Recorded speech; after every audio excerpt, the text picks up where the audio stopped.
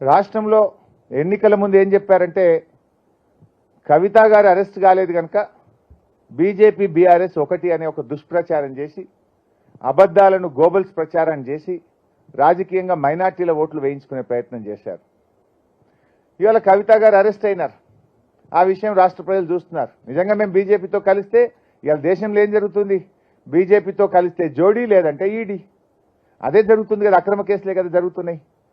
ఈరోజు మైనార్టీల విషయంలో हमारे तमाम मुसलमान बहनों से भाइयों से मेरा एक ही गुजारिश है, आप लोग सोचना चाहिए. आज रेवंत रेड्डी ने माइनॉरिटीज को धोखा दिया है. माइनॉरिटीज को पहली सरकार है, एक बगैर माइनॉरिटी मिनिस्टर आज कोई हुकूमत बना है, वो सिर्फ रेवंत रेड्डी का हुकूमत है. इसके पहले या कांग्रेस भी रहने दो, तेलुगुदेशम भी रहने दो, बीआरएस भी रहने दो, कम से कम एक माइनॉरिटी मिनिस्टर तो रहता था. केसीआर साहब के हुकूमत में दूसरी बार दो ही मिनिस्टर स्वेरिंग सेरेमनी करे, एक है केसीआर, दूसरा है महमूद अली साहब होम मिनिस्टर. इतना इज्जत हमने आपके लिए दिया है, लेकिन 12 मिनिस्टर को लेके भी एक मुसलमान को मिनिस्टर नहीं दिया. आपके वोटों से सरकार बना, आपको आज गवर्नमेंट में जगह नहीं मिला. ये अफसोस की बात है, आप सोचने की बात है. दूसरी बात, 4000 करोड़ रुपए बजट में माइनॉरिटीज के लिए देते बोले, आज आधा भी नहीं दिए. तीसरी बात, जो रमजान का तोहफा था, जब तक केसीआर थे रमजान का तोहफा मिला, जैसा कांग्रेस आ गया तोहफा बंद. तीसरी बात, इमाम मौजम साहब को 12,000 देते बोले, अब 5,000 भी जो पहले मिल रहा था वो भी आज नहीं मिल रहा है.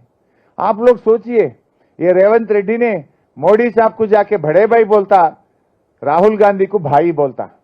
अब तुम किसके साथ है? बड़े भाई आगे भी तुम्हारा आशीर्वाद चाहिए बोल रहा, बोले तो आगे भी उन्हें ही प्रधानमंत्री बनता, उनको आपको उनका आशीर्वाद चाहिए.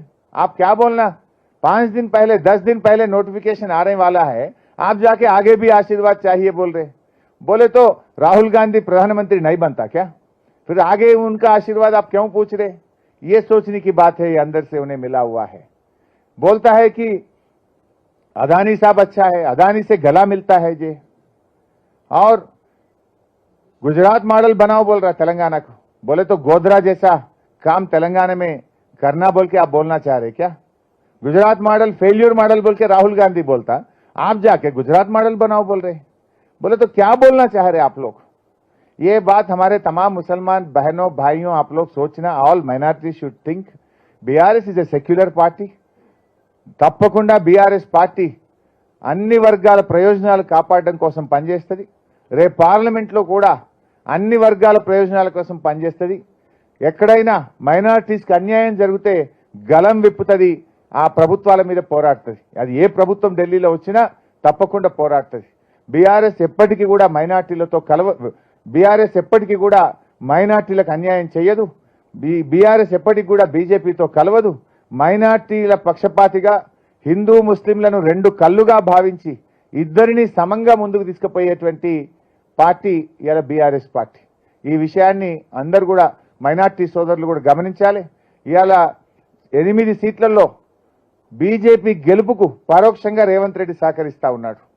ఈ కుట్రలో మైనార్టీలు భాగస్వామ్యం కావద్దని, ఈ కుట్రలను తిప్పికొట్టాలని, బీఆర్ఎస్ పార్టీని ఆశీర్వదించాలని కూడా నేను ముస్లిం మైనార్టీ సోదరులందరినీ, క్రిస్టియన్ మైనార్టీ సోదరులను, అన్ని మైనార్టీ వర్గాలను కూడా నేను ఈ సందర్భంగా కోరుతా ఉన్నాను.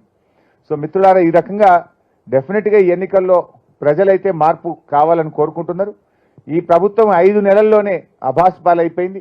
ప్రజలకు ఇచ్చిన హామీలు అమలు చేయడంలో అట్టర్ ఫ్లాప్ అయిపోయింది. అందువల్ల ఒక ప్రశ్నించే గొంతుగా ఉండాలి. ఈ హామీలు అమలు కావాలంటే రాష్ట్రంలో బీఆర్ఎస్ గెలిస్తేనే రేపు ప్రధాన ప్రతిపక్షంగా మేము గట్టిగా కాంగ్రెస్ మెడలు వంచి పోరాటం చేసి ప్రజల పక్షాన మేము నిలబడగలుగుతాం. అదేవిధంగా కేంద్రంలో కూడా ఈరోజు చూస్తూ ఉంటే బీజేపీకి మెజార్టీ వచ్చే పరిస్థితి లేదు, కాంగ్రెస్కి మెజార్టీ వచ్చే పరిస్థితి లేదు. మళ్ళీ సంకీర్ణ యుగం, రీజనల్ పార్టీలే ఈ దేశంలో కీలక భూమిక పోషించబోతా ఉన్నాయి.